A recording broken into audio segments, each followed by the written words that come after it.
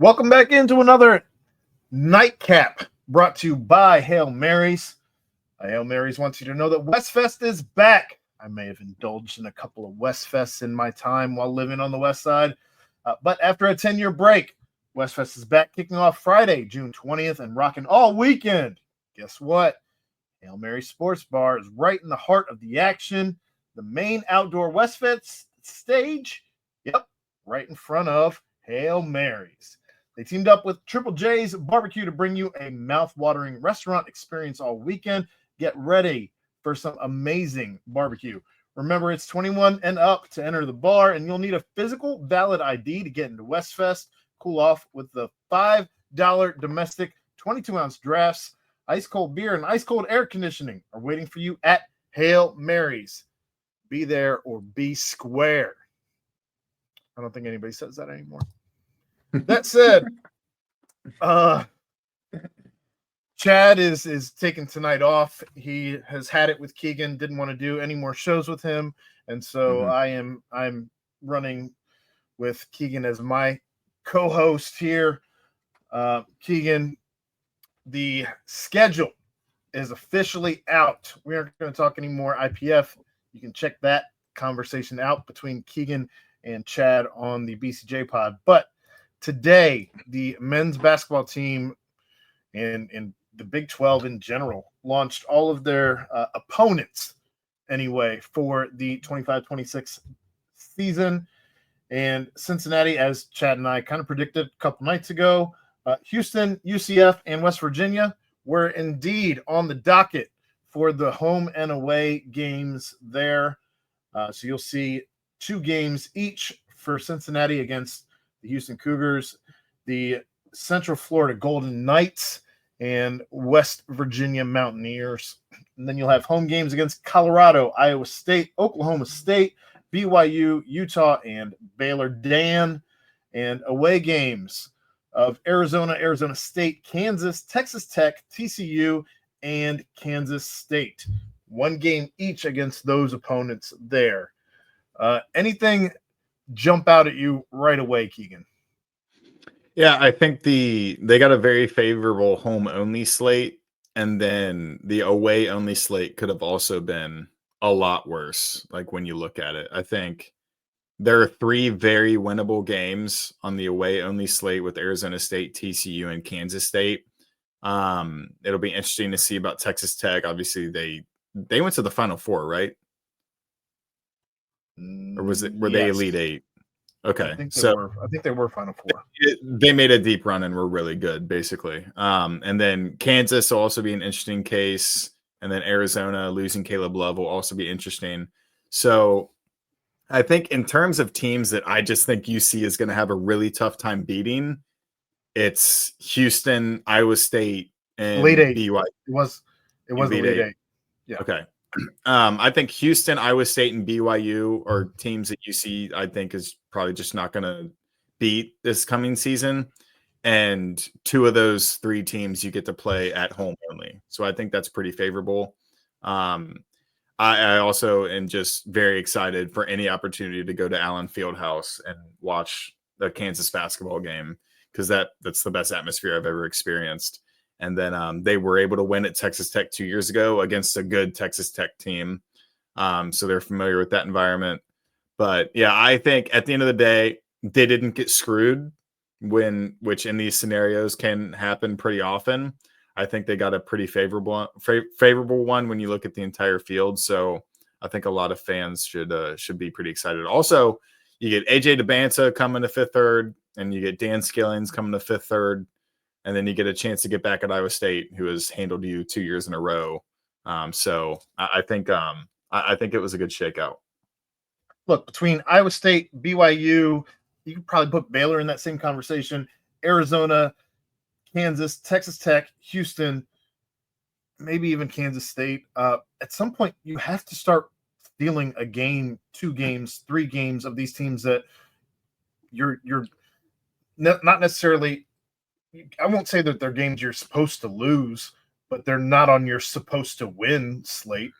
That said, if you're ever going to get into the upper echelon of this league, you have to start winning a couple of those games every year. Yeah, and I think it'll all change once you get through the non-conference because, I mean, no one expected Kansas State to be as bad as they were in the non-conference last year. And then you open Big 12 play in Manhattan, and you're thinking, oh, this should be a win. Like, if they lose this game, it's going to be bad. And then they did, and it started a pretty it was bad trend for the rest of the conference slate. So I'm looking forward. This is obviously really important to kind of get the pairings. But as we saw last year, those gauntlet 3 and 4 game stretches are real. And UC had one early in Big 12 play with, what was it, at Baylor. Kansas came here. Houston. Kansas State. I think Houston was also involved with it. And maybe Arizona too. So it was some combination of that.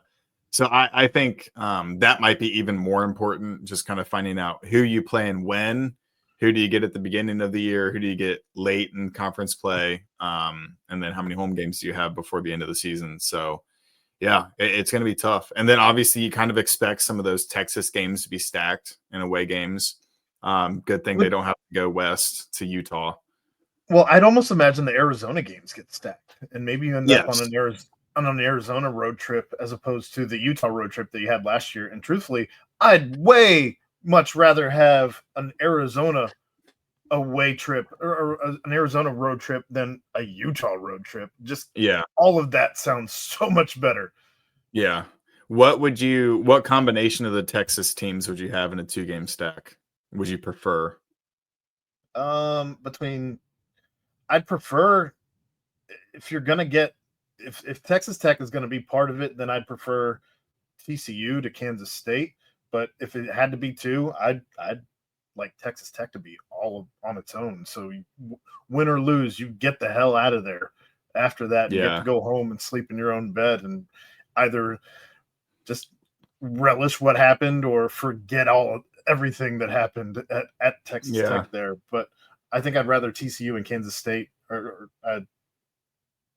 stack up. I think Kansas State is close enough that you could probably stack with any of those, but that's why I include them.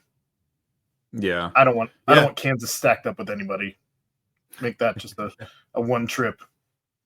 Yeah, I think the UCF homecoming for Njai and Sham will obviously be a big storyline. And then one of the more interesting teams is West Virginia, and how do they do with their first year head coach, losing Javon Small, losing Tucker DeVries, basically losing Sincere Harris, a very much different looking roster, and it's somewhere that UC has lost 2 years in a row and just has not played good basketball when they were in Morgantown. So I think that West Virginia, TCU, and Kansas State, those are the 3 games where you're going to see what kind of UC team you have. If you can win 2 or 3 of those on the road, I think that's going to pay dividends later in the year, big time. That's how you get to the 11 win mark.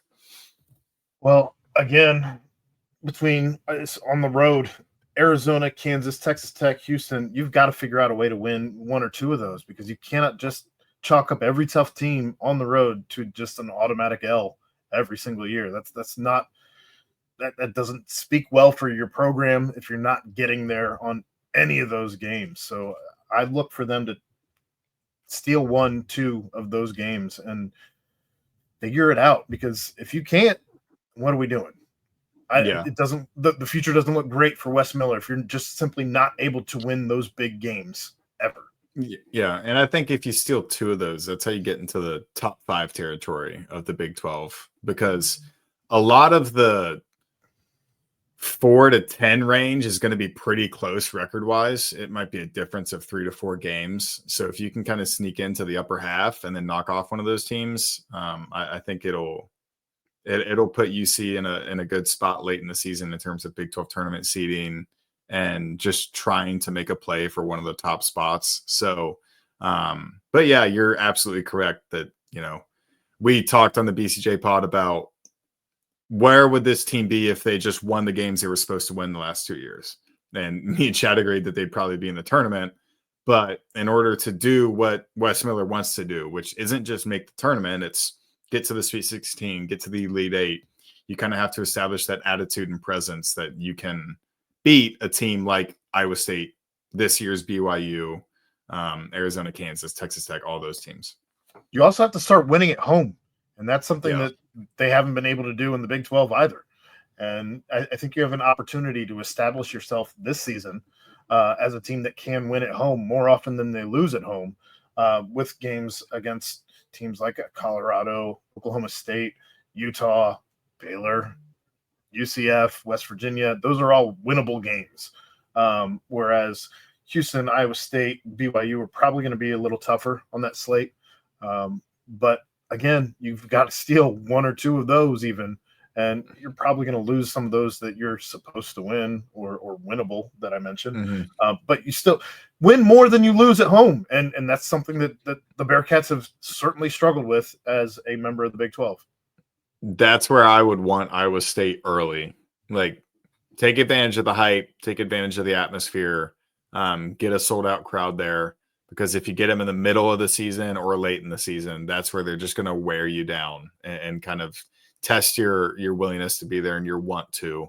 So you want Iowa State early. You want all those good teams as early as you can get them. So you can either get it out of the way and regroup or steal a game and set a tone. Well, it'll be interesting to see. I can't wait for them to actually drop the entire schedule. We did also see the Dayton home and home games announced today, as Cincinnati will be alternating years when they play Xavier at Xavier. They'll have a home game against Dayton and vice versa. So we'll see. Hopefully what remains. I'd like to see this just become a staple, much the same that the Crosstown Shootout has. Maybe you have a gap year here or there, just for scheduling purposes. But I don't know. It's good to see some rivalry coming back to the out of conference. Yeah, and I would like to see it to where Ohio State can also get involved in that, just like they did the first year. Fifth Third was renovated. I think the first game was against Ohio State. I remember going to that. Jaron Cumberland like either fouled out or he took him out with like 4 fouls with 5 minutes left or something like that, and then they just lost. So that was during the previous regime and that whole thing. So that was Mick. Was it Mick back then? Yeah, Mick had a year in the new Fifth Third. I don't even remember that. Yeah, I remember. It's funny because I think that was Justin Williams' first year on the beat, and he asked the question because Mick said that they didn't play good defensively, and Justin was like, "You gave up 54 points. Is that not good?" And Mick was like, "You haven't been around here very long, have you? We don't give up over 50 a lot." So I remember watching that presser, and I was like, "That's hilarious. 54 is too much." But yeah, I mean, do the home and home with Dayton, and then I think my first choice would be to keep that as a yearly thing. But then if you can't, go after an Ohio State. Go after I mean, that's kind of your only option, I would think. So Louisville, or go after. I mean, they've got like the MTE thing going on with Louisville this year. So maybe you're able to figure that out if you don't have an MTE. With them that you're able or an to Indiana get them on team. Purdue, Notre Dame, Indiana.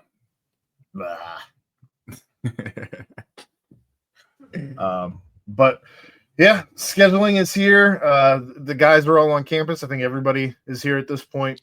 So we'll see what conversations Chad's able to have this weekend to kind of get a glimpse somehow, some way of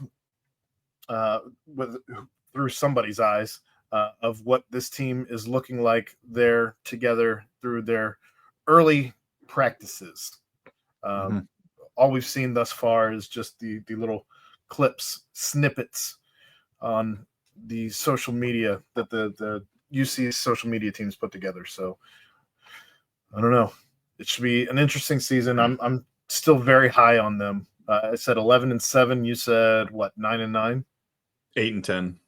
8-10. You are I'm flipping. I went 15-5 last year, so I'm starting on the opposite side of the spectrum this year.